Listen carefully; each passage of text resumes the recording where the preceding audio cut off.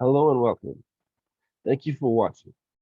My name is Keith Chamberlain, a data scientist, and this is a textual analysis of new leads.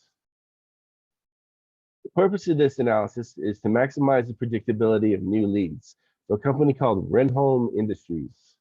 Renholm Industries is a marketing company out of the Mideastern United States that I requested data from.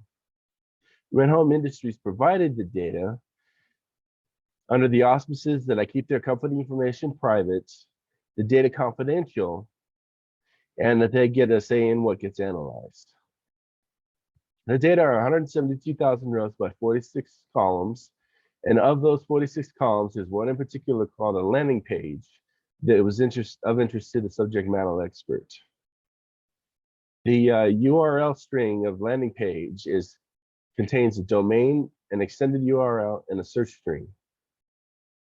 And of that search string and the domain and extended URL, I plan on doing natural language processing to develop features for supervised learning models. So the procedure is to do exploratory data analysis, a reanalysis of non-NLP featured supervised models, analysis of NLP featured supervised learning models developed from the URL, and an analysis of a combined model to see if there was improvement over the individual models. So for EDA, we see this target variable new leads is quite imbalanced. I have to take this imbalance into account in the learning models. Word frequency shows us that dentistry, blog, dental, TMJ, implants, and holistic are words with discrepancies between new leads and non-new leads that may be interesting for supervised learning models. So for modeling, I did cross-validation and grid search for 5 learning models: logistic regression, decision trees, random forest, naive Bayes, and gradient boosting. I used F1 score to train the models with, maximizing the F1 score to train the models with. I chose the F1 score because it is the harmonic mean of precision and recall. Random forest outperformed the other models by a small margin, and the testing data from the random forest model was comparable to the training data. The precision and recall curve shows that the random forest combined model outperformed the other 2 models.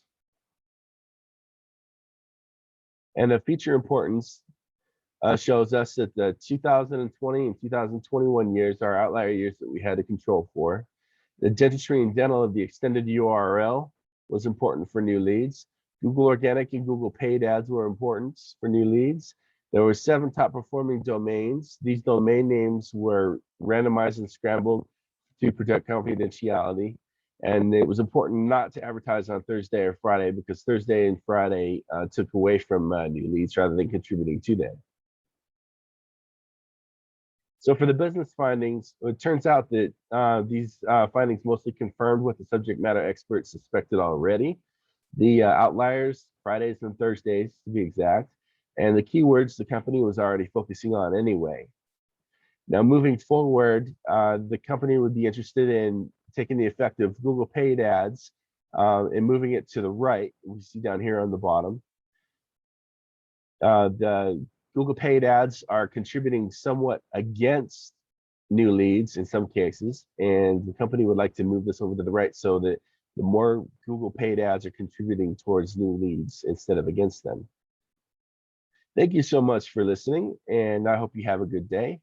Here's the link for the Shapley values used for the feature importances, and here's the GitHub address and my LinkedIn address. Thank you again for listening.